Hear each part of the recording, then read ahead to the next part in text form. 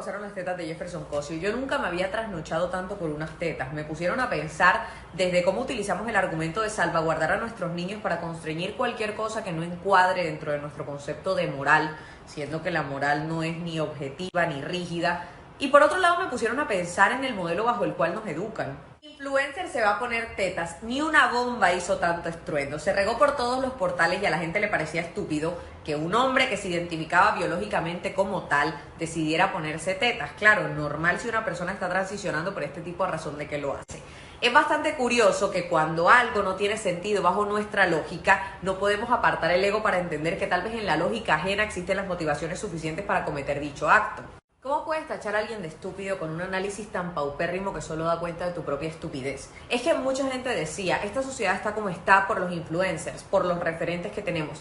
Yo creo que esta sociedad está como está por la normalización de ese tipo de análisis tan poco profundos. Esta sociedad está como está porque tragamos entero, porque no cuestionamos, porque no ponemos en práctica nuestro pensamiento crítico y porque nos fascinan los juicios a priori. Vamos a apartar los prejuicios y analizar la situación. Un creador de contenido tiene que mantenerse vigente y eso lo logra manteniendo la atención de su audiencia y logrando capturar la atención de audiencia nueva. Conclusión, vivimos de llamar la atención. ¿A qué hombre conoces que se haya puesto tetas sin la intención de transicionar? Y no se trata de hacer una investigación a ver quiénes lo han hecho a lo largo de la historia de la humanidad, porque la pregunta es muy clara. ¿A quién conoces que lo haya hecho? Yo a Jefferson. Fue la primera vez que oí hablar de un caso así. Cuando tú escuchas un caso de ese estilo, no puedes evitar poner tus ojos en ello. Marketing viral polémico nivel Dios. El tipo logró convertirse en una noticia de interés nacional. Abrió un debate, bien o mal argumentado, todo el mundo quería dar una opinión al respecto. Dio ciertas declaraciones, dio entrevistas polémicas y con los ojos de Colombia puestos en él, lanzó un sorteo en el que había que seguir a 125 cuentas y logró darle a cada marca 247,000 seguidores. Vamos a echarle ahora la matemática. Eran 125 cuentas patrocinadoras, de las cuales una era suya, por lo que 124 fueron las cuentas que pagaron un cupo que costaba 6 millones de pesos. El recaudo total del sorteo fue de 744 millones de pesos. Y estamos hablando de alguien que cobra 5 millones de pesos por historia patrocinada y que no hace menos de 3 historias patrocinadas diarias. Supongamos que esa persona trabaja 25 días del mes y no 30. Se está haciendo mensualmente 375 millones de pesos. ¿Te parece que es una persona estúpida? Y no te creas que yo estoy develando una información confidencial. Toda esta información es de público conocimiento. Por eso me sorprendió tanto que la gente haya hecho un análisis tan paupérrimo. Por otro lado, hay algo que necesito tocar en este video y es la crítica a la que se enfrenta todo creador de contenido en cuanto si es o no un ejemplo para la gente que lo sigue. ¿Por qué a día de hoy seguimos buscando ejemplos y referentes cuando todos somos seres humanos que tenemos virtudes loables, pero también defectos? Y uno tiene que enseñarle a la gente a discernir entre lo que le conviene y lo que no, para así abstraer lo bueno y rechazar lo malo. Yo creo que es normal que los padres tengan miedo de que sus hijos se encuentren cosas por internet y las imiten, porque es que nos educan desde la desinformación y no nos educan para tener un pensamiento crítico frente a las cosas, sino para imponer qué es lo bueno y qué es lo malo. Necesito ser muy clara en este punto porque me parece sumamente importante. A ver, en mi casa siempre se prohibió el consumo de drogas y lo que decían era aquí esas cosas no se permiten. Pero yo hoy tengo mi propia casa, genero mis propios ingresos y ya no dependo de mi madre. ¿A mí qué me prohíbe que yo no consuma drogas como por ejemplo la marihuana? El haberme educado en el momento correcto y haber adquirido la información necesaria. Y eso lo hice por mi propia cuenta, porque frente a la carencia de material de aprendizaje, tiene uno que rasguñar de lo poco que encuentra y afortunadamente yo me topé el texto correcto. A los 15 años yo leí un estudio que afirmaba que la marihuana tenía un efecto negativo en tu memoria a corto plazo, en tu memoria de trabajo y en tu capacidad para concentrarte. Yo soy una persona despalomada, ¿me entiendes? A mí me cuesta enfocar mi atención en una cosa. Yo tengo muchos problemas de memoria y en mi familia hay antecedentes de Alzheimer. Yo no puedo fumar marihuana porque eso me implicaría tener una vida menos funcional. Y no lo digo en general, te lo hablo por mi caso personal.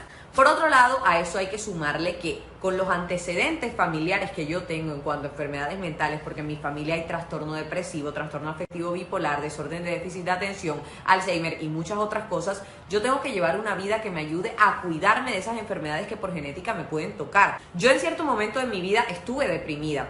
Muchas personas me aconsejaron que me fumara un porrito para estar tranquila y cosas de ese estilo, pero yo estaba educada al respecto y yo sabía que la depresión se trata con psicólogo, psiquiatra y medicación, pues si es profunda, si no con psicoterapia sales de eso. El placebo te alivia un ratico pero jamás te va a curar, entonces te hace sentir bien por un ratico pero luego te vuelve la vaina y te vuelve peor. Si un hijo tuyo quiere imitar el acto errado de un influencer, la culpa no es del influencer porque su deber no es educar a tu hijo. La culpa es tuya por no saber meter las bases sólidas como para darle la capacidad de discernir y poner en práctica su pensamiento crítico. Las conclusiones de este video son las siguientes. Tachar a priori a una persona de estúpida es un acto estúpido en sí mismo. Segundo, si tú a tus hijos los ayudas a desarrollar su pensamiento crítico en lugar de decirles qué es bueno y qué es malo, seguramente no van a imitar cosas estúpidas en internet. Espero que les haya gustado este análisis y como siempre que les haya dejado algo y nada, ahí me cuentan en los comentarios qué piensan sobre todo lo que dije. Les mando un besote. Qué revuelo causaron las tetas de Jefferson Cosio. Yo nunca me había trasnochado tanto por unas tetas. Me pusieron a pensar desde cómo utilizamos el argumento de salvaguardar a nuestros niños para constreñir cualquier cosa que no encuadre dentro de nuestro concepto de moral, siendo que la moral no es ni objetiva ni rígida.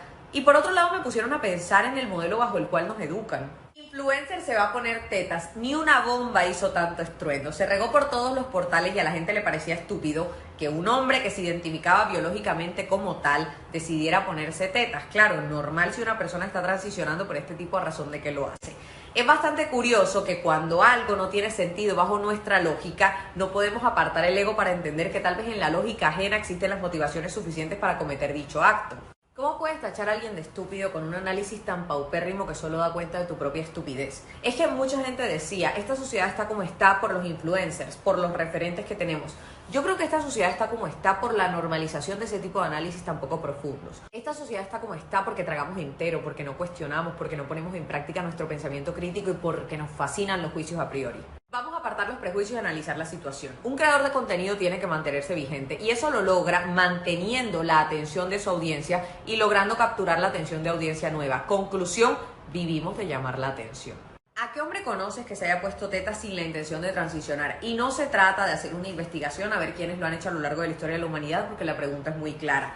¿A quién conoces que lo haya hecho? Yo a Jefferson. Fue la primera vez que oí hablar de un caso así. Cuando tú escuchas un caso de ese estilo, no puedes evitar poner tus ojos en ello. Marketing viral polémico nivel Dios. El tipo logró convertirse en una noticia de interés nacional. Abrió un debate, bien o mal argumentado, todo el mundo quería dar una opinión al respecto. Dio ciertas declaraciones, dio entrevistas polémicas y con los ojos de Colombia puestos en él, lanzó un sorteo en el que había que seguir a 125 cuentas y logró darle a cada marca 247,000 seguidores. Vamos a echarle ahora la matemática. Eran 125 cuentas patrocinadoras, de las cuales una era suya, por lo que 124 fueron las cuentas que pagaron un cupo que costaba 6 millones de pesos. El recaudo total del sorteo fue de 744 millones de pesos. Y estamos hablando de alguien que cobra 5 millones de pesos por historia patrocinada y que no hace menos de 3 historias patrocinadas diarias. Supongamos que esa persona trabaja 25 días del mes y no 30. Se está haciendo mensualmente 375 millones de pesos. ¿Te parece que es una persona estúpida? Y no te creas que yo estoy develando una información confidencial. Toda esta información es de público conocimiento. Por eso me sorprendió tanto que la gente haya hecho un análisis tan paupérrimo. Por otro lado, hay algo que necesito tocar en este video y es la crítica a la que se enfrenta todo creador de contenido en cuanto si es o no un ejemplo para la gente que lo sigue.